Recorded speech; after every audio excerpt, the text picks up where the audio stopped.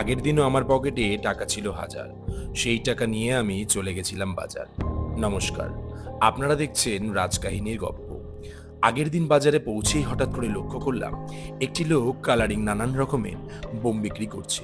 আবার এদিকে সবুজ রঙের নানান রকমের লম্বা লম্বা বোমও তৈরি করা হয়েছে, যেগুলোকে পেঁপে বলা হয়। আর এদিকে পাওয়া যাচ্ছে লাল লাল রঙের টমেটো বোম। এত রকমের কালারিং বোমের মধ্যে আমার চোখ গুলিয়ে যাচ্ছিল। তাই আমার চোখ পড়ল বেগুন সুন্দরীর ওপর। বেগুন সুন্দরী থেকে চোখ ঘুরিয়ে দেখলাম লাল টমেটো সবুজ হয়ে গেছে।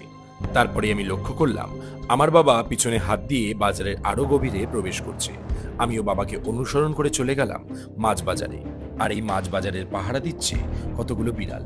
বাজারে প্রবেশ করেই লক্ষ্য করলাম সেখানে মাছগুলো শুয়ে রয়েছে, হয়তো তারা গভীর ঘুমে আক্রান্ত। আর এদিকে একটি বিড়াল সকালের ব্রেকফাস্ট সেরে নিচ্ছে।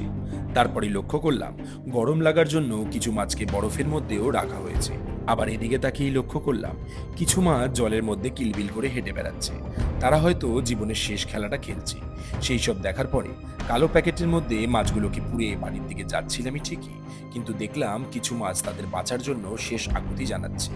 সেখান থেকে বেরিয়ে সাদা রঙের কিছু বোম নিয়ে বাড়ির দিকে যাচ্ছিলাম, কিন্তু হঠাৎ লক্ষ্য করলাম কিছু মুরগি খাঁচায় বন্দি হয়ে রয়েছে। তাই তাদের মুক্ত করে প্যাকেটে করে বাড়ি নিয়ে চলে গেলাম। দেখা হচ্ছে পরের ভিডিওতে। টাটা।